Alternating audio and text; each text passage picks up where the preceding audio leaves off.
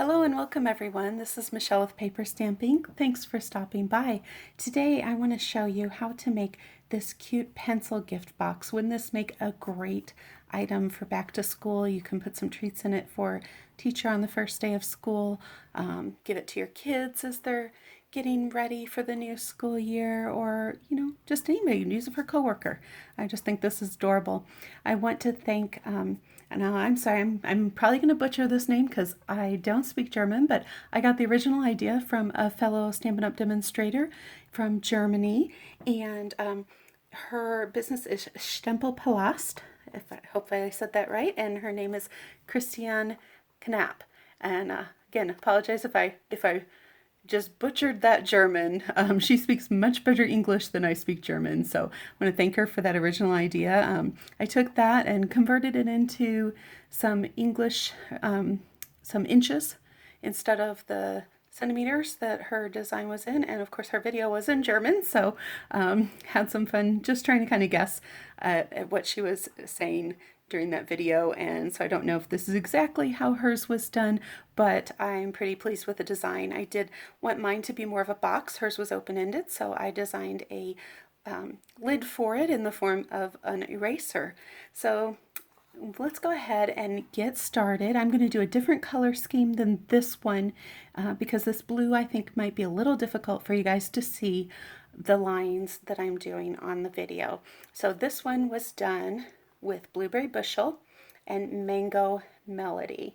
So I love those colors together. They're wonderful. And just want to remind you that if you haven't already subscribed, please go ahead and hit that subscribe button, tap the bell. That way you won't miss out on any future videos that I'm doing on my craft fair series, my fun folds, and Christmas series that I've got going on right now. So let's go ahead and grab the paper. And this time I am using that Mango Melody again. I thought that was a pretty yellow color, very much of a pencil color. And then I thought this Flirty Flamingo would be a great complement for the eraser. So this piece is 8 by 6 3/4. And this piece is for the eraser end again. And this is, what did I end up cutting? I changed that a little bit. So I did this at 4 inches by 7 7/8. So just slightly shorter so that lid is going to fit inside of our box nicely. And then I have a piece of scrap paper. This is about 3 by 3 1/4. This is a piece I had laying around. And then I have a piece of Flirty Flamingo and Whisper White that was cut using the Beautiful Label punch. I think that's the name of it. Hope I didn't get that wrong. But the same. Beautiful Label or Label Me Pretty. One's a stamp set. So might have the incorrect one on that. And then I also cut out one circle of the Flirty Flamingo with the 1 3/4 inch punch. So that's a very handy one to have. Both of those are great to have in your tool chest if you don't already own them. And then for the sentiment, I pulled that from this stamp set, and so that's the only stamping we're going to do is that one sentiment. This is the Tropical Chic. It is a clear mount rubber stamp set. It comes with all of these sentiments and then these beautiful tropical florals and leaves, and there's a coordinating die set that goes with this as well. And remember, when you get a bundle, you save 10%. These are currently in one of the bundles where you can save it. Whenever they come out the first time in a catalog, snap them up then if you're interested, because you're going to save 10% on the bundle the first time it's released. And then for the ink, I am using the Mango Melody to coordinate with that paper. Now, if you're interested in getting some ink and maybe getting some stamp sets, some dies, this is a great time to join my team because Stampin' Up! Is having a special right now where you can get 10 of these stamp sets in addition to all the great products that you get signing up as a demonstrator. So you're going to be able to get $125 of free product. You'll get a paper pumpkin kit in your starter kit, and then you'll also be able to pick one of the color sets of 10 ink pads. So that can be the regals, the subtles. You could pick the neutrals. You could even combine the current year in colors and last year's in colors, so you could get both sets of 5 of those for 10. So it's a great deal when you also get free shipping on that. So this is a great time if you've ever thought about it. I'd love to have you as part of my team. $99, you get over $200 worth of products when you figure in the free shipping and the extra products, and then you get to enjoy discounts throughout the year. Now, you don't have to do videos like I do. You don't have to hold workshops. You can certainly just join for the discount. There's lots of ways to be able to run your Stampin' Up!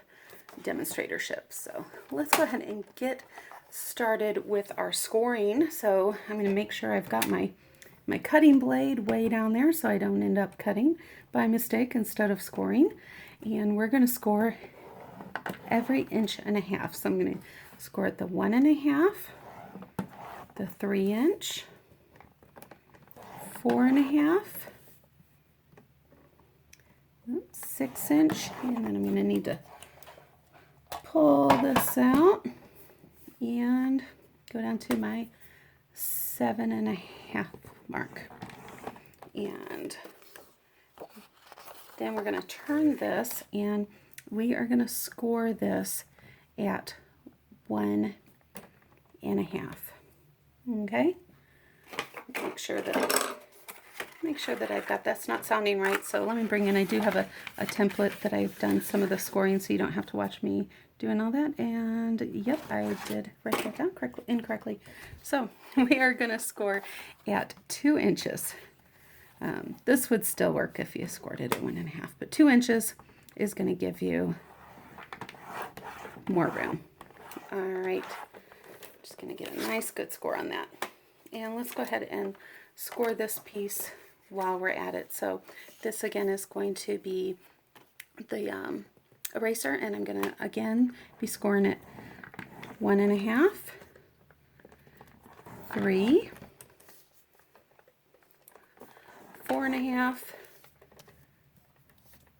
6, and now on the previous one I did 7.5. I'm going to bring this in 1/8 of an inch to make this slightly smaller so it's going to fit inside. So that's the one difference in the measurement, is we're going to go at 7 3/8 instead of 7.5. Okay, so that's kind of an important step.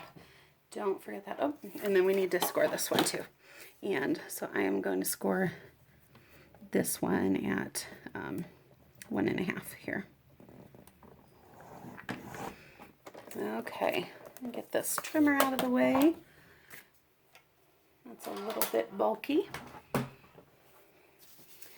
And I need to do some measurements on here. And, you know, I found it a little bit easier if I did go ahead and do some scoring, or go ahead and fold my score lines. So you can see those a little bit better. Having a hard time without getting my head in the camera there. Alright, and then we've got this one last score line there. Okay, so I am going to come in on my shorter side here, and we're going to make some cuts to form the point of our pencil. So we're going to make sure we cut these pieces that are going to fold up into the point. And for that, I am going to I'm going to make marks at the midpoint of each of these pieces. So I'm going to go with the 3/4 inch. I'm using just my ruler here.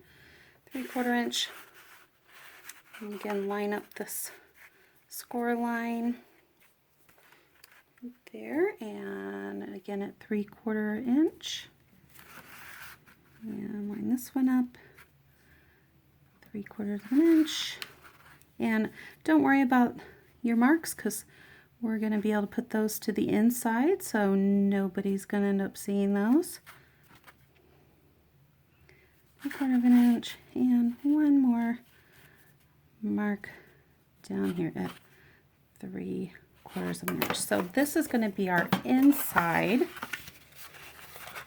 And we'll just end up folding those all back this way. So that's going to be our inside piece. So I want to flip this over, and I am going to run a piece of masking tape along here. So I'm going to take, you see this, the fold right there. I am going to run a piece of masking tape along here, and that's going to give us the look of the wood. Now I did try this, I tried to adapt this a little bit and use some paper instead, and it found that it was difficult to do, and I think this gives a great look. So I was really surprised. Great idea, Christian. Thank you for sharing that. All right, go ahead and take that off, and let's adhere that down really well. And I'm gonna, for this project, having some long-handled scissors, I tend to use my smaller snips, but having some long-handled scissors is the way to go for this project, definitely. Okay, so here's where we have to do some additional scoring, and you're just going to need some kind of a straight edge and a stylus or a bone folder. And see these here, I'm going to score from this corner up to that midpoint, and I'm going to do that on all of these pieces here. Now I found it easiest if I got my stylus right into the corner there first, and then lined up my straight edge with the tip, and just did that all the way across. Now I do have that one prepared, so I'm just going to do a couple of these score lines to save a little bit of time for you and show you what these cuts are. So we do that, we'd score here, here, and here. We'd score all the way across. Now I'm going to cut out this piece here, down that score line, and down this score line. We do not need that piece at all. And then I'm going to come in here and give some angles, and this is just going to help that box close a little bit easier if we've got some angle cuts. Now this is the one that I didn't do score lines because I find this fairly easy. You could do score lines if it makes you more comfortable. You could draw lines if you like instead of doing the score lines. Definitely you could do that as well. Take a pencil or a pen and draw on that, because again, it's on the inside of the box, so nobody's going to see it. So I'm going to take from the corner, and I'm going to cut down to this corner. Okay, and I'm not sure why I'm having such a hard time with lighting here tonight, so hopefully you guys can see that well. So I just cut from that corner down, and I'm going to cut straight here and cut down this corner. That's going to leave me this piece still that has that score line, and the score line is helpful, and you'll see when we start to assemble this why it's nice to have that score line on there. So I want to leave a portion of this to help attach these pieces to each other. So I'm just simply going to cut part way down here, angle my scissors, and cut over. So that's going to leave me still a little piece that I can fold over onto this piece as I assemble. Okay, so let's do that one more time. I'm going to cut down here and cut this piece. So we'll go ahead and get that whole piece out of the way. It makes it a little bit easier to see. Okay, and then I'm going to cut down from this corner and over. So don't worry if they're not exactly the same size on these different flags. It just, or flaps, it just is important that you have them. They don't have to be all precisely lined up. So let's go ahead and put that over to the side. I'm going to bring this piece out. So this piece has already been cut, we've got our flaps, and now we're ready to assemble. Definitely think for this you want to be using your Tombow Mono or some kind of a liquid adhesive so that it gives you the ability to kind of maneuver these pieces slightly to get them lined up nice and neat.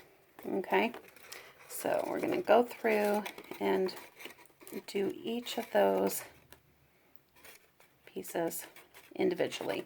This is probably the most time-consuming part of this whole project, is just going through and getting these all lined up. So I do want to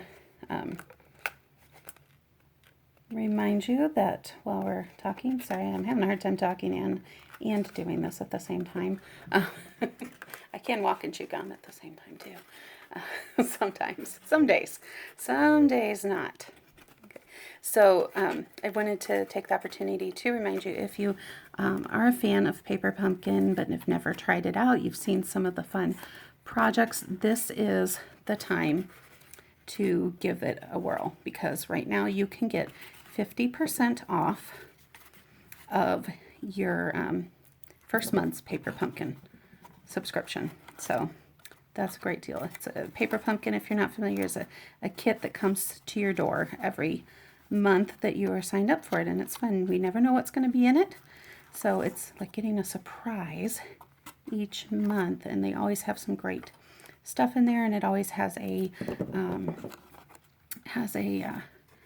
stamp set that you will continue to be able to use once you're done with all the projects in the kit, and it also has a ink spot, so it's a great way to kind of build things up. Your first kit is also going to come with an acrylic block, so it really is everything that you need to get started stamping. I'm going to get my bone folder down in there to put this one together.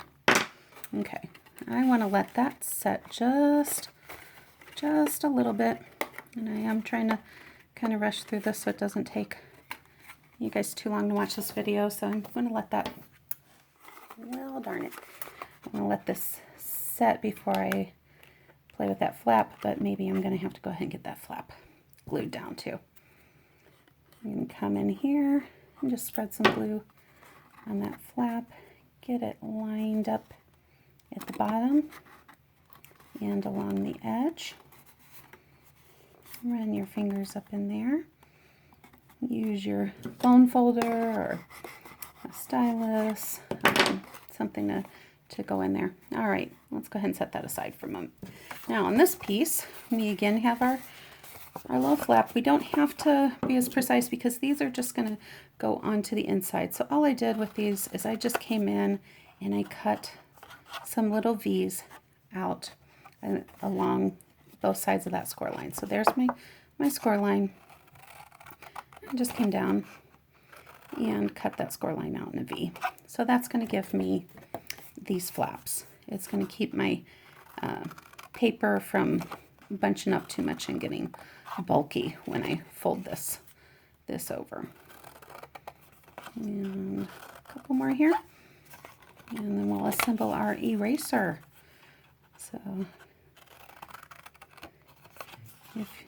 who is ready to go back to school? I guess, what I'd really love to know is, do we have any teachers that are watching right now? I work at a school, and I work in the office, and we are just so busy right now getting ready for the next school year. I know everybody thinks, oh, you work at a school, I bet you have all summer off, and I know that's not the case for the office, and I know our teachers are all getting things ready for the new students and getting excited about another school year. So I'm going to go ahead and fold all of these.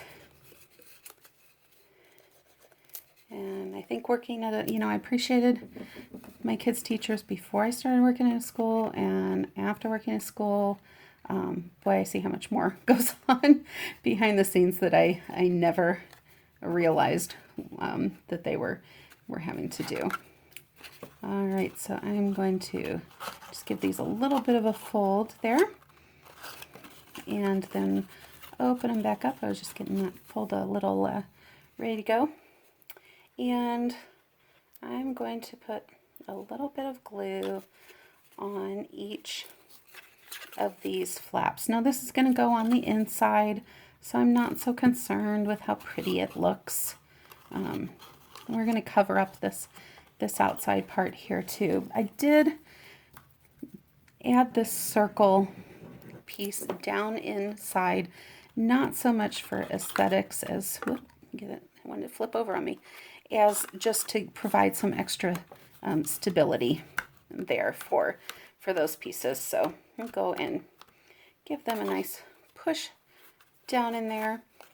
Now somebody who is better than me at doing some of these dimensions, let me kind of even this up a little bit here, may have a great way of cutting a pentagon out with measurements and all of that. I do not know how to figure that out. So I didn't like how this was kind of messy here.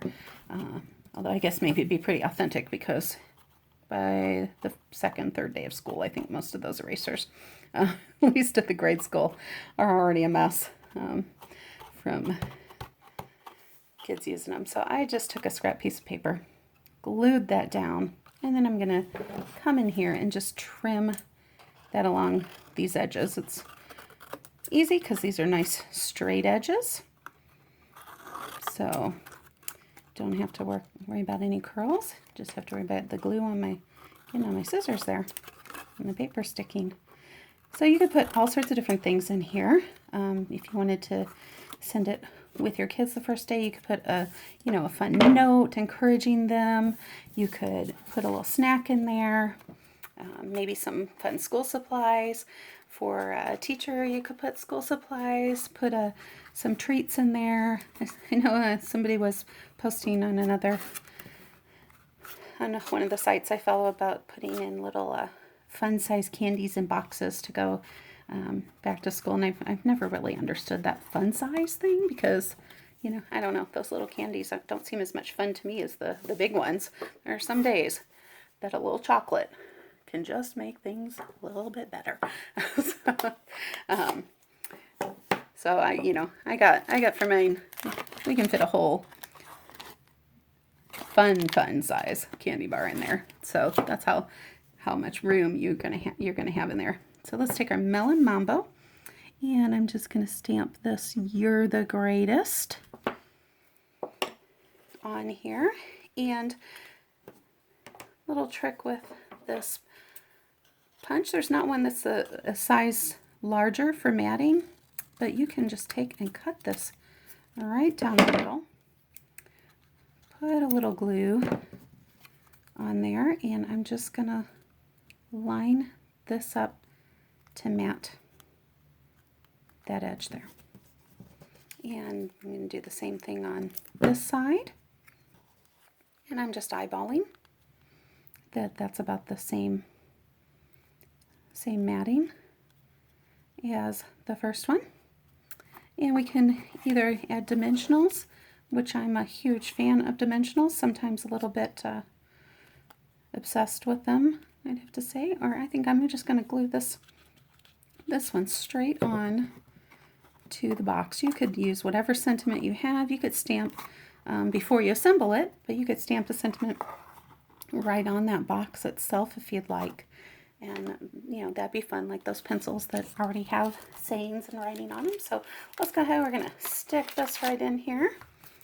And this is going to be a little bit of a tight fit, but that's what we want. So you might have to play with it a little bit before it slides in there, because we don't want that falling out too easily. And there we go.